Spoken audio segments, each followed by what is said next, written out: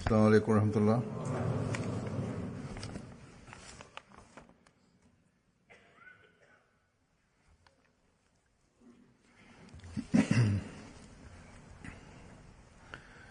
أشهد أن لا إله إلا الله وحده لا شريك له وأشهد أن محمدا عبده ورسوله أما بعد فأعوذ بالله من الشيطان الرجيم بسم الله الرحمن الرحيم الحمد لله رب العالمين الرحمن الرحيم مالك يوم الدين إياك نعبد وإياك نستعين اهدنا الصراط المستقيم صراط الذين أنعمت عليهم غير المغضوب عليهم ولا الضالين.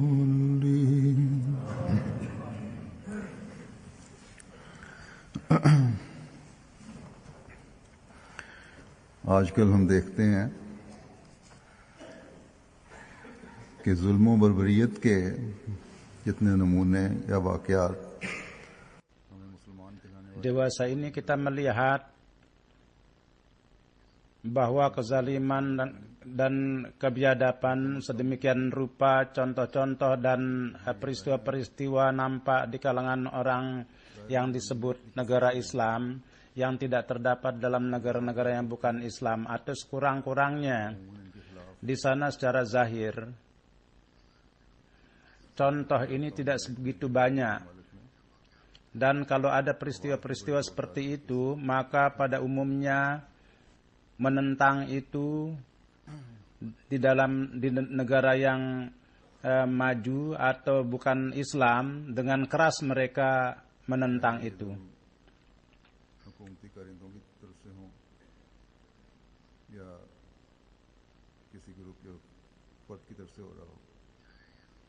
Baik kezaliman itu dari pihak aparat pemerintah atau grup manapun yang melakukannya. Beberapa hari yang lalu di Amerika peristiwa ini terjadi dan sangat ditentang keras. Terjadi demo penentangan untuk hal itu. Tetapi Islam seberapa agama cinta kasih yang ditekankan, dewasa ini pemerintah-pemerintahan negara Islam, dan begitu juga atas nama Islam, kelompok-kelompok yang dibuat atas nama Islam sebegitu rupa untuk kepentingan sendiri atau untuk menegakkan keamanan, atau atas nama Islam mereka memperlihatkan kezaliman-kezaliman seolah-olah terbalik dengan ajaran Islam. Dan dewasa ini atas nama Islam atau atas nama menegakkan syariat, tidak terhitung kelompok-kelompok garis keras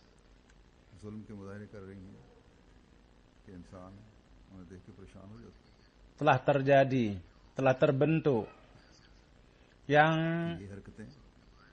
menampakkan kezaliman-kezaliman yang sedemikian rupa, sehingga kalau manusia melihat itu mereka menjadi gelisah, menjadi sedih, bahwa gerakan-gerakan ini apakah manusia yang melakukannya atau dalam bentuk manusia lebih buruk dari hewan yang mereka lakukan. Beberapa hari yang lalu di Pakistan, kezaliman sedemikian rupa bentuknya yang ada di hadapan kita, yang bukan hanya kezaliman, bahkan kebuasan dan haus darah yang sedemikian contohnya, sehingga manusia menjadi berdiri bulu romanya. Peristiwa-peristiwa yang seperti itu, yang sedemikian rupa sehingga kemanusiaan menjadi menjerit. Setiap orang yang di dalamnya sedikit saja ada kemanusiaan, mereka itu menjerit dan menjadi gelisah. Sedemikian rupa permainan darah ini 4 tahun yang lalu atau 3 tahun yang lalu terjadi di Lahore, di mana sebuah TV tentang peristiwa-peristiwa yang seperti itu ada 5-6 peristiwa-peristiwa yang terjadi di Pakistan yang terburuk. Salah satu contohnya peristiwa yang di masjid kita itu yang disebutkan. Walhasil kesedihan kita ini dan kezaliman yang dilakukan kepada kita ini, pemerintah sama sekali tidak ada perhatian dan tidak mereka layak untuk dinyatakan ada rasa simpati dan rasa solidaritas, dan tidak pula orang-orang umum juga mungkin karena takut kepada para ulama. Tapi kita adalah orang Ahmadi yang punya rasa simpati kepada kemanusiaan dan melihat orang-orang kemanusiaan menjadi gelisah, kita pun menjadi gelisah, menjadi sedih.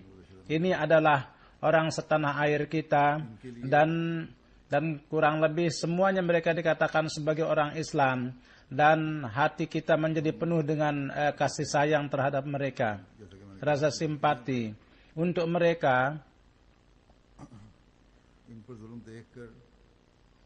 Kita menjadi gelisah. Sebagaimana saya katakan, kita mempunyai rasa solidaritas. Dengan melihat itu,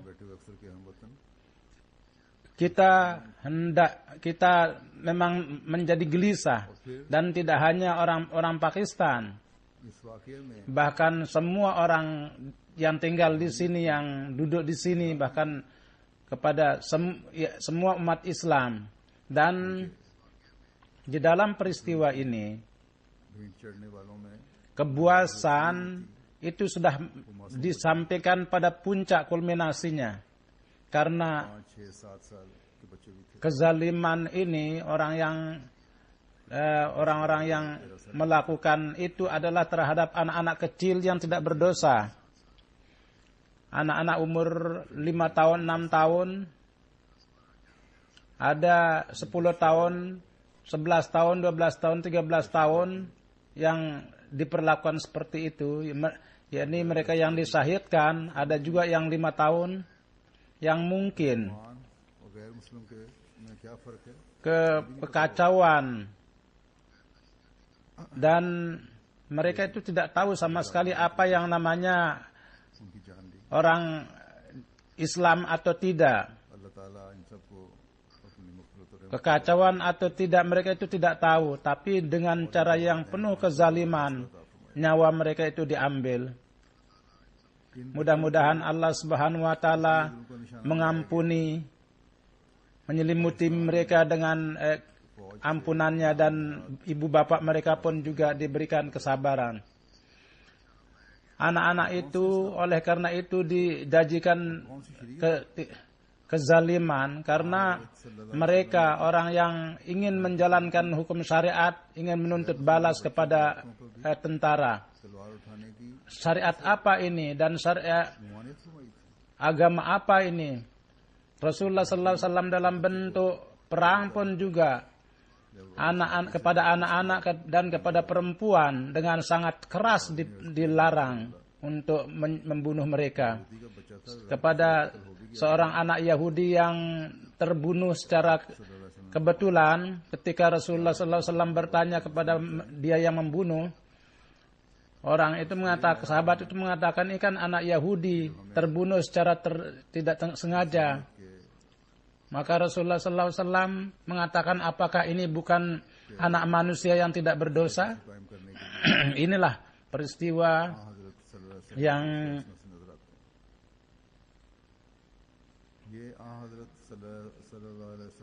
untuk menegakkan kemanusiaan.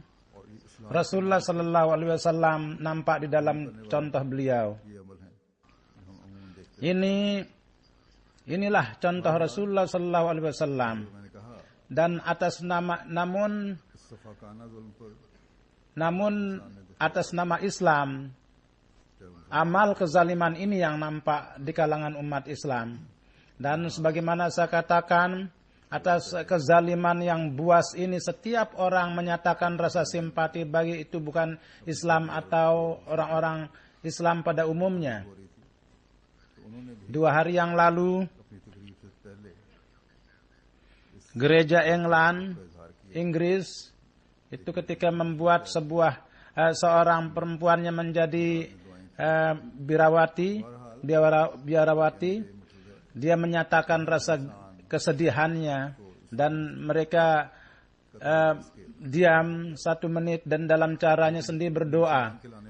Walhasil maksud saya menyatakan ini bahwa setiap orang mereka sedih atas peristiwa itu. Apakah itu agamanya terlepas dari agamanya. Namun orang yang menyatakan dirinya Islam, mereka menyatakan bahwa kami bukan hanya satu kelompok, bahkan ada 3-4 kelompok yang menyatu mengatakan bahwa kami yang melakukan itu, dan mereka sama sekali tidak merasa menyesal dalam kelakuan mereka. Jadi kita melihat bahwa sedikit saja orang yang mempunyai perasaan, mereka menyatakan kegelisahannya, menyatakan kesedihannya. Sebagaimana saya telah katakan, bahwa di dalam hati orang Ahmadi, rasa perih atas kemanusiaan itu sangat luar biasa besarnya. Kita untuk rasa simpati dan rasa solidaritas setiap orang siap. Dan sedikit saja ada terjadi hal yang seperti hati kita menjadi gelisah. Banyak surat-surat yang saya dapatkan bahwa katanya dengan peristiwa ini sepanjang hari kami gelisah. Dan ini merupakan hakikat.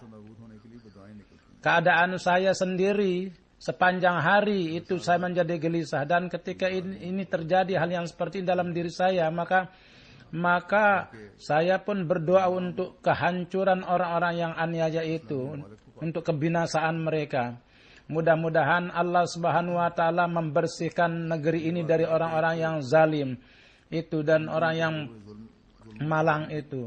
Dan mudah-mudahan Allah Subhanahu wa taala membersihkan negara-negara Islam juga dari orang-orang yang zalim seperti itu. Dengan melihat peristiwa ini, kezaliman-kezaliman yang diperlakukan kepada orang Ahmadi pun menjadi baru, menjadi segar kembali. Tapi untuk orang-orang yang tidak berdosa, itu perasaan kita menjadi sangat sedih. Mudah-mudahan kepada anak-anak itu pun juga diberi kesabaran dan mereka dikasihani, supaya orang-orang yang melihara mereka, yang dirampas dari mereka, itu diberikan kezaliman dan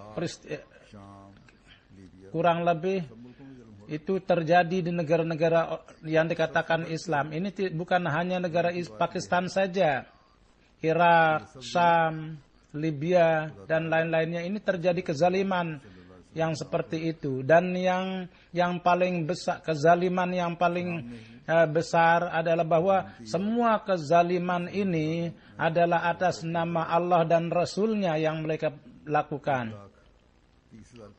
Di Syam, di Syria, pemerintah dan orang-orang dalam kekacauan orang-orang Sunni kurang lebih 130.000 orang yang mati. Ada 6.600 anak-anak yang terbunuh. 1/3 orang-orang terbunuh. yakni dengan lewat ISIS itu ribuan orang terbunuh, ratusan perempuan dan anak-anak. Oleh karena itu dibariskan lalu dibunuh karena mereka itu tidak mau menikah dengan orang-orang ISIS itu. Bahkan sesuai dengan beberapa laporan jumlah yang terbunuh itu lebih dari itu jumlahnya. Dengan melihat semua ini, otak orang yang memahami akan Islam itu menjadi pusing. Apa Islam itu? Dengan melihat ini, manusia menjadi gelisah bahwa atas nama ajaran Islam yang mana perlakuan ini dilakukan. Apakah semuanya ini atas nama Tuhan itu mereka lakukan, yaitu Tuhan yang Maha Rahman, Tuhan yang Maha Pengampun, yang Maha Lembut, yang seberapa kasih sayangnya, itu kita tidak bisa bayangkan. Apakah atas nama Rasul kezaliman ini dilakukan yang Allah Subhanahu wa taala sebut sebagai rahmatan lil alamin? Atas nama syariat kezaliman ini dilakukan, apakah atas nama itu yang Allah Subhanahu wa taala yang terhadap orang musuh pun diperintahkan untuk berlaku kasih sayang. Allah berfirman, ya ayyuhallazina amanu kunu qawwamina lillahi syuhada'a bil qist wa la yarjrimannakum shana'anu qaumin alla ta'dilu i'dilu huwa aqrabu littaqwa wattaqullaha innallaha khabirum bima ta'malun. Wahai orang-orang yang beriman, demi untuk Allah, awasilah dan jadilah kamu sebagai saksi untuk keadilan, dan janganlah kebencian pada satu kaum menjadikan kamu untuk tidak berlaku adil. Berlaku adillah, bahwa ini lebih dekat dari takwa, dan takutlah kepada Allah, sungguhnya Allah Maha tahu apa yang kamu lakukan. Di sini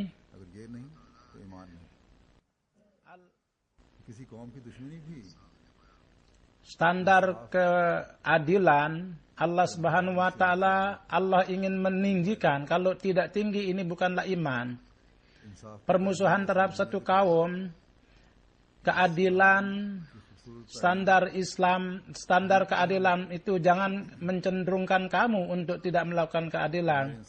Perlihatkanlah pelajaran keadilan, bahwa sehingga ajaran Islam tentang keadilan itu zahir kepada dunia. Contoh keadilan dan kebaikan kamu menjadi saksi atas keindahnya ajaran Islam. Jangan ada yang mau bisa mencela ajaran Islam. Baik, hendaknya umat Islam ini mengintrospeksi diri mereka. Apakah contoh mereka menjadikan orang yang bukan Islam itu tertarik kepada mereka? Amal mereka kepada orangnya sendiri pun dijauhkan. Anak-anak yang kepada mereka melihat teman-teman mereka itu dianiaya, dizalimi, apakah orang itu bisa mereka katakan sebagai sebagai Islam?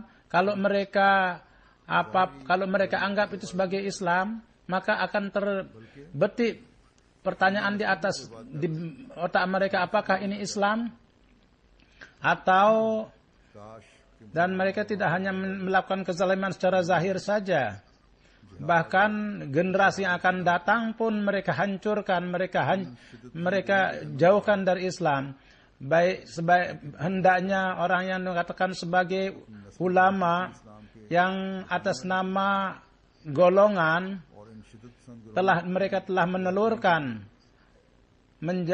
orang yang melakukan kezaliman seperti itu. Mereka itu mulai mengintrospeksi diri mereka, dan untuk menghancurkan orang-orang yang garis keras ini, mereka menggunakan senjata ajaran Islam yang hakiki. Dan ini baru bisa terjadi manakala mereka mengimani imam zaman dan mereka mengamalkan ajaran Islam yang sejati, dan kepada orang lain pun mereka anjurkan untuk mengamalkan itu. Rasulullah sallallahu alaihi wasallam, pencinta sejati Rasulullah sallallahu alaihi wasallam, kepada para ulama itu untuk memperbaiki diri mereka, beliau bersabda bahwa kalau para ulama Islam mereka sepakat dan menekankan bahwa dari mereka mengeluarkan kesalahan dari pemahaman orang-orang garis keras itu dikeluarkan, itu kesalahan itu dikeluarkan, maka tidak diragukan lagi mereka akan melakukan kebaikan yang besar kepada bangsa. Dan tidak hanya itu saja, bahwa dengan perantaraan mereka keindahan Islam itu akan zahir kepada orang-orang, dan semua kebencian yang dengan kesalahan mereka orang benci kepada Islam itu akan menjadi jauh. Jadi inilah rasa perih dari Hazrat Masih Maud alaihissalatu wassalam kepada untuk menyebarkan ajaran Islam yang indah, dan beliau meminta kepada orang-orang yang bukan Ahmadi untuk supaya mengeluarkan ajaran kekerasan itu dan menjalankan ajaran Islam yang penuh damai dan cinta. Namun ucapan-ucapan ini kapan para ulama itu mau siap untuk menerima? Maksud-maksud mereka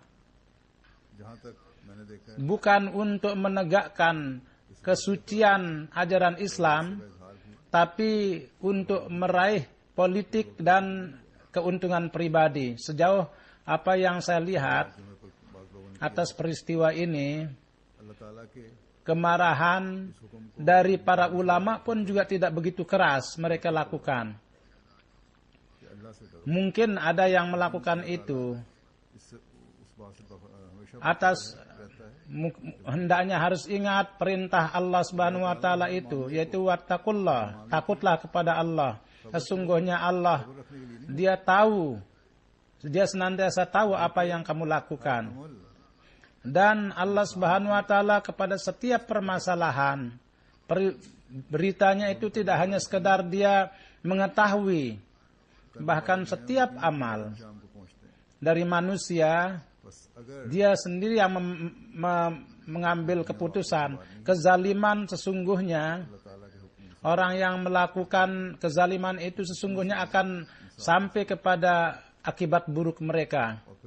Dan kalau ingin memperbaiki dunia dan akhirat, maka lakukanlah perintah-perintah Allah. Yakni kepada musuh pun hendaknya berlaku adil. Dan tentang orang yang mengucapkan kalimat suci, itu ruhama bainahum. Namun kasih sayang di antara sesama itu di sini sangat jauh. Mereka itu kepada orang-orang mereka sendiri mereka memperlakukan lebih buruk dari musuh, dan itu kita lihat pemandangannya di hadapan kita. Jadi 100.000, 200.000 manusia yang mereka bunuh, ini mereka lakukan kepada orang-orangnya sendiri atau kepada anak-anak sekolah yang disahidkan. Ini pun juga merupakan puncak dari kezaliman. Apakah mereka menganggap bahwa kezaliman yang mereka lakukan atau yang terus mereka lakukan, apakah ini akan terus berlalu saja tanpa hukuman dari Tuhan? Ini tidak mungkin. Allah Subhanahu wa taala berfirman, "Waman yaqtul mu'minan muta'ammidan fajazauhu jahannam khalidan fiha wa ghadiballahu alaihi wa la'anahu wa a'adda lahu azaban alima." Waman yaqtul mu'minan muta'ammidan, barang siapa yang dengan sengaja membunuh orang mukmin, maka hukumannya adalah jahannam.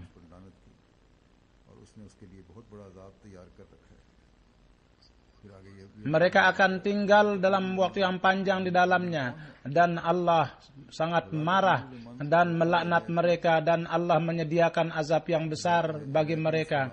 Kemudian Allah berfirman, wala taqul liman alqal alaikumussalam wala taqul liman alqa ilaikumussalama lasta mu'mina. Yakni barang siapa yang menyampaikan salam kepada kamu, janganlah kamu mengatakan bahwa kamu bukan mukmin. Jadi rasa persaudaraan, simpati, Allah telah menegakkan kesucian untuk itu. Kalau ada yang menginjak-injak itu dan membunuh orang yang mengucapkan kalimat suci, maka sesungguhnya tempat tinggalnya adalah jahanam. Inilah firman Tuhan.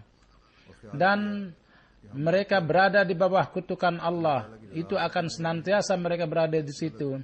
Barang siapa yang melakukan bom bunuh diri atau mereka terbunuh dan menganggap bahwa mereka meraih keredaan Allah akibat ajaran salah yang para ulamanya berikan, maka Allah Subhanahu wa taala menjelaskan bahwa dengan membunuh orang mukmin itu bukan keredaan Allah, bahkan mereka itu menjadi jalan kutukan Allah, dan untuk mereka senantiasa tempat tinggalnya adalah neraka jahanam.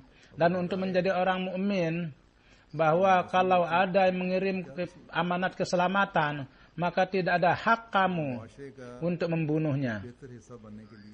Kini beritahukanlah anak-anak yang tidak berdosa itu apa dosanya coba. Mereka untuk menjadi bagian dari masyarakat yang terbaik dan untuk menjadi khazanah negara, modal negara untuk menyebarkan keselamatan, mereka mencari ilmu, menuntut ilmu. Oleh karena itu mereka datang ke sekolah itu. Sangat diherankan bahwa dengan melihat ucapan-ucapan para ulama, ajaran kekerasan, bukannya mereka memberikan ajaran Islam yang cantik. Dengan mendengar perkataan-perkataan ini, orang yang jahil, yang kurang ilmu itu menjadi terpengaruh, dan mereka melakukan gerakan-gerakan yang hanya kebuasan, itu tidak terbukti lagi yang lain. Dan Allah memberitahukan tentang akibatnya, bahwa akibatnya itu adalah jahanam. Mungkin mereka menganggap jahanam itu hanya biasa, atau ucapan Tuhan, firman Tuhan itu mereka tidak beriman kepada itu. Kendati ada peringatan-peringatan itu, dia sama sekali tidak ada perhatian, dan terus mereka itu membunuh orang-orang, menyembelih orang-orang, dan seandainya tidak yakin sepenuhnya, maka Allah Subhanahu wa taala tentang keadaan dunia ini, tentang itu diberitahukan bahwa kalau kesucian persaudaraan itu kamu injak-injak, maka di sini pun juga kehormatan kamu akan hilang. Di dunia ini pun keuntungan itu kamu tidak akan dapat raih. Untuk dunia mana kamu lakukan segala sesuatu ini, itu pun juga kamu tidak akan dapatkan. Oleh karena itu Allah Subhanahu wa taala berfirman, wa atiullah wa rasulahu wa la tanaza'u fatazhabari hukum wasbiru innallaha ma'as sabirin. Dan itaatlah kepada Allah dan kepada Rasulnya, dan janganlah kamu bertengkar di antara kamu. Kalau tidak, maka wibawa kamu akan hilang. Bersabarlah, sesungguhnya Allah mencintai orang yang bersabar, bersama orang yang bersabar.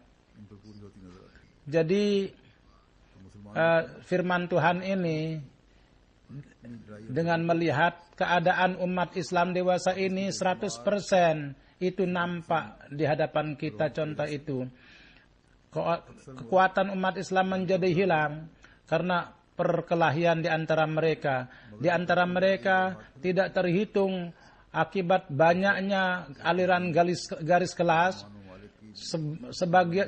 Sebagian besar negara itu menjadi medan perang, dan mereka tidak memang sebuah kelompok itu mereka buat oleh orang-orang Islam sendiri, namun tidak ada khasiatnya. Mungkin tidak ada kesatuan di antara mereka, oleh karena itu tidak terjadi kedamaian dan tidak pula ada pengaruhnya, kesannya untuk negara-negara lain. Kendalinya itu ada di tangan kekuatan besar.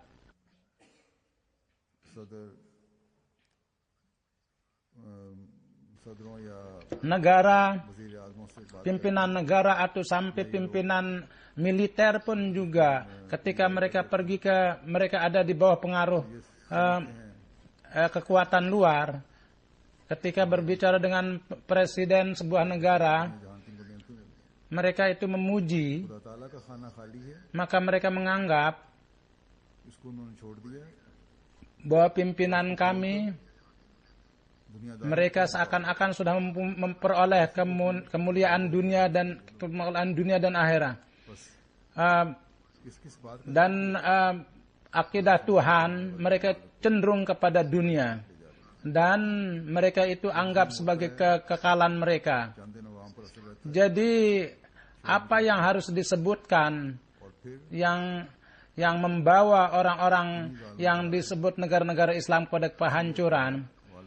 Satu kali dia zalim dan teriak, mungkin ada pengaruhnya sedikit kepada masyarakat. Namun di tangan para orang-orang zalim itu sebagian besar itu berbalik kepada mereka.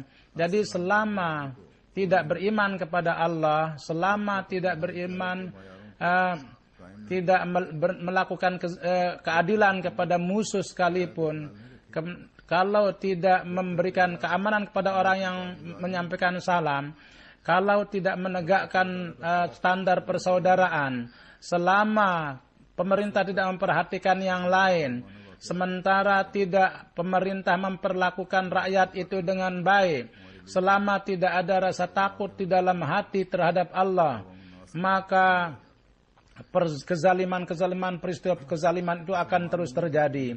Baik kiranya para ulama kita yang dikatakan ulama, mereka itu dapat memahami akan hal itu. Kesakitan umat Islam itu pun memasukkan kita ke dalam rasa perih, karena mereka ini adalah menisbatkan dirinya kepada majikan kita Rasulullah SAW. Kita sangat punya rasa simpati kepada mereka dan mengajarkan kita rasa kasih kepada orang yang menyatakan dirinya Islam. Dan kita diajarkan bahwa wahai hati, perhatikanlah orang-orang itu, kasihanilah mereka, karena mereka pada akhirnya mereka itu mendakwakan dirinya mencintai Rasulullah SAW. Kalau terhadap kita ada kezaliman kepada kita itu sedih. Kita berdoa bukan menuntut balas. Mudah-mudahan Allah membersihkan hati mereka dan mereka memahami akan hakikat itu, bahwa untuk negara Islam rasa perih dan rasa simpati itu orang Ahmadi berada di dalam hati orang Ahmadi, dan rasa simpati dan rasa solidaritas sebagaimana saya katakan itu adalah Al-Hazrat Masih Maud lah yang telah menciptakan itu. Beliau sesuai dengan ajaran Islam, rasa simpati dan solidaritas itu kepada diri dan kepada orang lain beliau sangat menekankan. Beliau bersabda, untuk orang-orang Islam dan orang-orang mukmin ada perintah untuk melakukan kasih sayang. Oleh karena itu perhatikanlah itu, sabda beliau. Oleh karena itu setiap orang harus memutalaah diri sendiri, bahwa sampai di mana perkara-perkara itu mereka perhatikan, dan sampai di mana mereka memperlakukan saudaranya itu dengan kasih sayang. Dan beliau bersabda, maksud daripada kebangkitan para nabi itu adalah untuk supaya kecintaan kepada Tuhan itu ditegakkan, dan kepada kemanusiaan dan hak-hak mereka, dan dalam cinta mereka itu diciptakan warna yang khusus untuk mereka.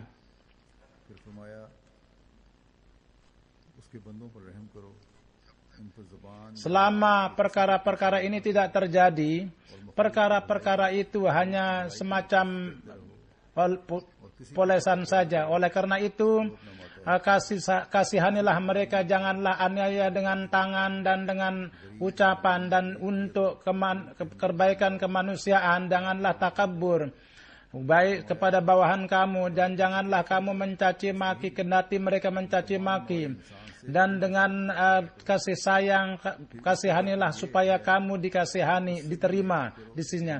Beliau bersabda, apa yang diinginkan dari kamu, bahwa kepada semua manusia berlaku adillah kamu, dan lebih dari itu adalah bahwa berlaku berbaiklah yang tidak berlaku baik kepada kamu. Lebih baik dari kamu, perlakuanlah kemanusiaan kepada umat manusia akan itu adalah keluarga kamu, sebagaimana seorang ibu kepada anaknya. Beliau mengatakan bahwa tingkat baru kebaikan itu terjadi apabila kita mempunyai sifat keibuan. Dan manakala kita melakukan tingkat standar yang seperti itu, kita dapat raih, yang apabila kita mendapat ajaran yang seperti dan kita mengamalkan itu, tingkat simpati dan solidaritas itu, maka baru dia akan merasakan rasa perih pada orang lain. Dan untuk umat manusia, kepada kita mempunyai rasa simpati yang seperti itu untuk selama-lamanya. Dan setiap orang Mahdi hendaknya mempunyai rasa gejolak perasaan yang seperti itu, yang merupakan rasa simpati, gejolak perasaan untuk semua umat manusia. Maka tentu kepada umat Islam kita mempunyai perasaan yang lebih, dan setiap kezaliman yang kepada setiap umat Islam yang manapun kita merasakan keperihan. Dan kezaliman yang terjadi di Pakistan sesungguhnya untuk kita merupakan rasa sedih yang luar biasa. Dan kezaliman yang terjadi di dunia Islam dari pihak manapun itu terjadi, itu menjadi faktor kesedihan kita. Dan perasaan rasa perih itu akan lebih menjadi meningkat apabila kita melihat, kita menjerit kepada dunia, menyeru kepada dunia bahwa untuk mengakhiri kezaliman itu sesuai dengan janjinya, dia telah mengirim Masih Maud, yang peperangan dan kekerasan itu dengan menghabiskan itu, dia akan menegakkan kasih sayang dan cinta damai. Jadi dengarlah ucapannya supaya ajaran Islam yang hakiki kalian dapat jalankan di dunia ini. Namun kendati ada seruan itu, orang yang menganggap dirinya ulama, mereka itu tambah lebih banyak memusuhi kita. Dan apabila terjadi bentuk yang seperti itu, maka keadilan dan simpati itu akan menjadi hilang secara alami. Dan secara dampaknya setiap masyarakat itu akan terlihat kekacauan demi kekacauan, dan darah orang-orang yang tidak berdosa menjadi dipermainkan. Dan inilah yang terjadi. Kiranya orang yang dianggap sebagai ulama mereka memahami akan hal itu, dan umat Islam dengan masukkan mereka dalam saling bunuh di antara kelompok bukannya menghancurkan mereka. Ajaran Islam dan ajaran damai di dalam umat Islam itu dapat dimasukkan. Sebagaimana Hazrat Masih Maud alaihissalatu wassalam bersabda, dan kepada orang yang bukan Islam pun juga tentang ajaran Islam, mereka itu mengambil kesan yang baik. Mereka mempunyai kesan bahwa Islam itu adalah agama kekerasan dan agama pedang. Mudah-mudahan Allah beri akal kepada mereka, dan untuk negara-negara Islam berdoalah untuk mereka supaya Allah menegakkan keamanan di negara-negara itu, dan pemerintah juga dan umat rakyat pada umumnya pun dapat memahami akan nilai-nilai itu. Mudah-mudahan Allah Subhanahu wa taala memberi taufik kepada kita untuk memperlihatkan contoh yang tinggi. Libya, Syam, atas kondisi ini yang dimana kini berlalu, yakni orang-orang Ahmadi sebagai penduduk dan sebagai Ahmadi sangat gelisah. Kita berdoa untuk mereka, mudah-mudahan Allah menjauhkan mereka dari kesulitan. Ada sebagian yang dalam keadaan tidak ada yang menanya, mereka ada di bawah kolong langit. Mereka dan tidak ada bantuan kepada mereka. Mudah-mudahan Allah mengasihani dan secepatnya rasa perih mereka, rasa sakit mereka itu dikeluarkan oleh Allah dari itu. Sesudah sholat, saya akan mensolatkan jenazah gaib. Satu jenazah seorang yang syahid, Mubarak Ahmad Shah Bajwa, anak dari Amir Ahmad Bajwa, tin 312 kampung di Subat daerah Teksing. Beliau disahidkan. Innalillahi wa inna ilaihi rajiun. Tidak orang yang tidak tahu, 26 Oktober beliau diculik dan kita tidak, jadi beberapa hari. Jadi orang yang ditangkap itu bahwa kepada Mubarak Bajwa pun dengan menyatakan dia menghina Rasul, kami telah membunuhnya. Innalillahi wa inna ilaihi rajiun, dia mengaku. Ini menjadi fatwa keluarga Mubarak Ahmad dari kakeknya itu. Jadi beliau sangat mencintai jemaat, sosok yang penuh itaat kepada agama. Beliau lahir tahun 1973 dan beliau sebagai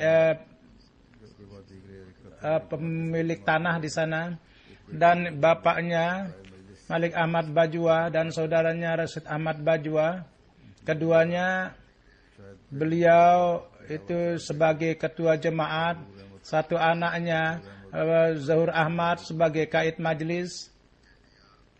Keluarganya Said Begum Sahedah, ada 4 putranya, Zahur Ahmad, Mansur Ahmad, dan Nasir Ahmad dan Rafiq Ahmad. Dan ada 2 saudaranya dan ada 2 saudara perempuan. Jadi peristiwanya itu demikian bahwa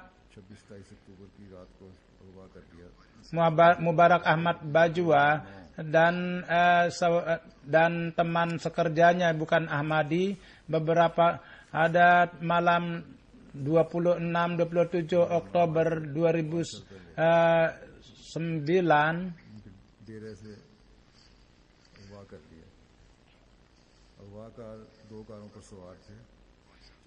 5 tahun yang lalu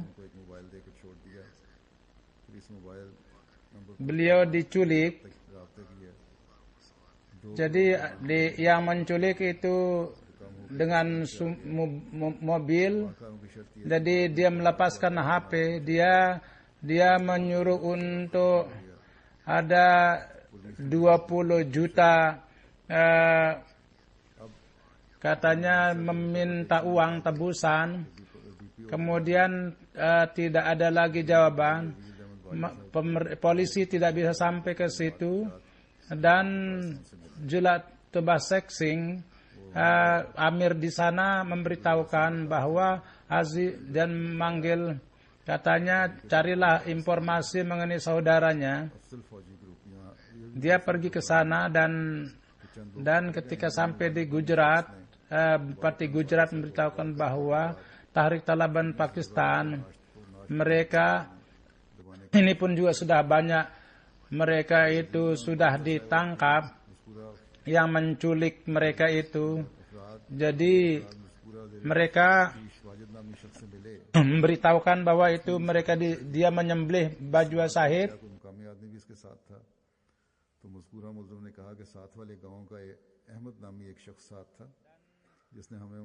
Jadi dia pun juga membenarkan akan pembunuhan itu. Jadi beberapa ada seorang bernama Ahmad yang karena dia menuduh sebagai orang yang menuduh Mubarak Ahmad Sahib menghina Rasulullah sallallahu alaihi wasallam. Yang memberitahukan itu adalah yang tadinya Kristen masuk ke dalam kelompok Taliban itu. Dia diikat di kamar di bawah dan sesudah sholat Isya sebagaimana diberitahukan beliau disembelih dengan pisau dan lalu dipotong-potong lalu dimasukkan ke lubang. Dan ketika ditanya kenapa kamu melakukan ini, dia mengatakan bahwa ini perintah dari pimpinan kami, bahwa dia ini menghina Rasulullah, oleh karena itu bunuhlah dan kami harus mengikuti perintahnya. Jadi anak-anak yang mereka ini pun juga merupakan pekerjaan Taliban. Mudah-mudahan Allah Subhanahu wa taala meningkatkan kedudukan yang syahid. Dan tadinya dia diculik. Jenazah yang kedua Mukarra Aminah Sahibah dari Kababir, dan tanggal 12 Desember 1914 beliau wafat. Innalillahi wa inna ilaihi raji'un. Beliau ini kelahiran Ahmadi. Bapak beliau Muhammad, beliau bapaknya itu sebagai seorang yang pertama di Ahmadi dan beliau sebagai pimpinan dan sekretaris taklim juga. Beliau seorang yang sangat banyak beribadah dan banyak berkorban untuk jemaat, seorang wanita yang soleh dan orang yang selalu menjaga melayani orang yang datang di sana, dan beliau mencintai saudara keluarga daripada mubaligh. Dan ketika masjid dibangun beliau memberikan uang banyak, dan beliau pada saat pembangunan masjid pun banyak berkorban, dan beliau sangat sibuk mendengar khutbah juga, dan beliau pun juga memperdengarkan ringkasannya kepada orang lain, dan beliau setiap saat selalu siap untuk pengkhidmatan, dan beliau mengajarkan anak-anak Al-Quran. Dan kepada para mubalighin beliau dapat karunia untuk umrah juga. Beliau sangat ingin ke Qadian supaya bisa pergi ke Qadian. Jadi ini pun juga keinginannya pun dipenuhi oleh Allah Subhanahu wa taala. Bahkan tidak hanya sekedar satu kali, bahkan 3 kali beliau dapat pergi, dan beliau musyah juga. Dan Muhammad Ada Amir Kababir, beliau adalah bibi dari mereka. Munir Awadah menulis bahwa Khala Aminah dia menjalani kehidupan kita, beliau memelihara kami dengan baik. Dan ketika ibu bapak kami pergi ke tempat lain, beliau yang merawat kami. Beliau sangat menekankan sekali untuk melakukan sholat. Jadi beliau termasuk orang yang paling pertama masuk dalam barisan al-wasiat. Dan beliau menjahit pakaian beliau sendiri, dan beliau menolong anggota keluarga dalam pendidikan. Beliau tidak nikah. Jadi kalau datang amanat untuk nikah tapi beliau tolak, dan beliau tegak dalam Ahmadiyah. Pada waktu wafat beliau mengatakan bahwa saya, dan ucapan beliau yang terakhir adalah la ilaha illallah. Sebelum wafat beliau wasiat bahwa semua harta beliau adalah untuk jemaat. Jadi sebagaimana missioner in charge di sana itu mengatakan istrinya juga bahwa beliau sangat mencintai Rasulullah sallallahu alaihi wasallam. Dan satu hari katanya, jadi ketika maka saya bahwa Rasulullah sallallahu alaihi wasallam satu kali, maka saya katakan dia minum 3 kali mengambil tekukan Rasulullah sallallahu alaihi wasallam. Jadi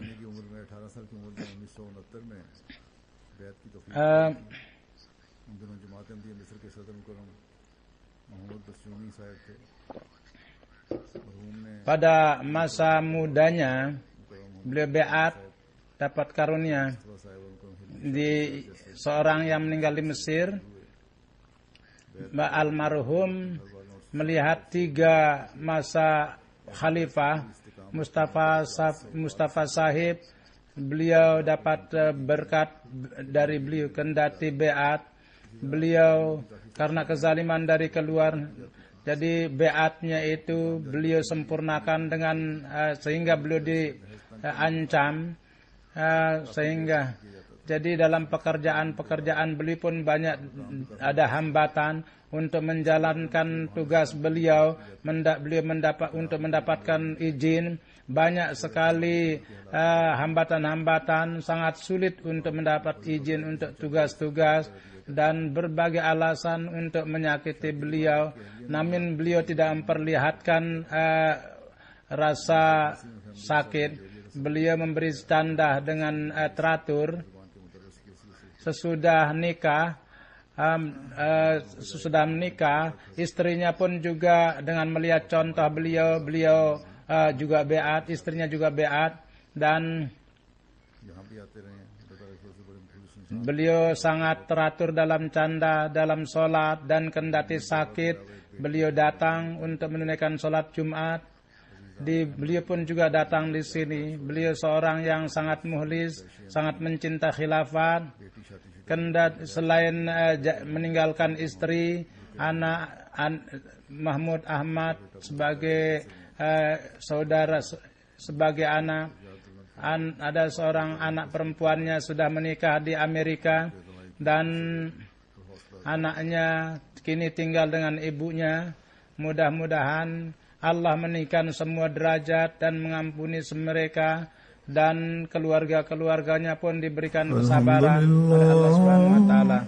Alhamdulillah nahmaduhu wa nasta'inuhu wa nastaghfiruh wa nu'minu bihi wa natawakkalu alayhi wa na'udzu billahi min shururi anfusina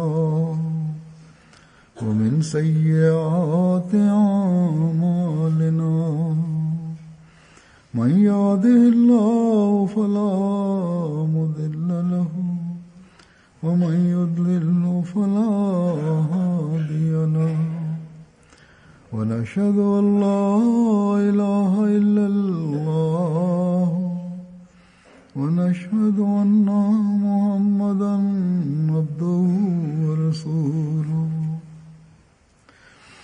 عباد الله رحمكم الله إن الله يأمر بالعدل والإحسان وإيتاء ذي القربى وينهى عن الفحشاء والمنكر والبغي يعظكم لعلكم تذكرون اذكروا الله يذكركم وادعوه يستجب لكم ولذكر الله أكبر.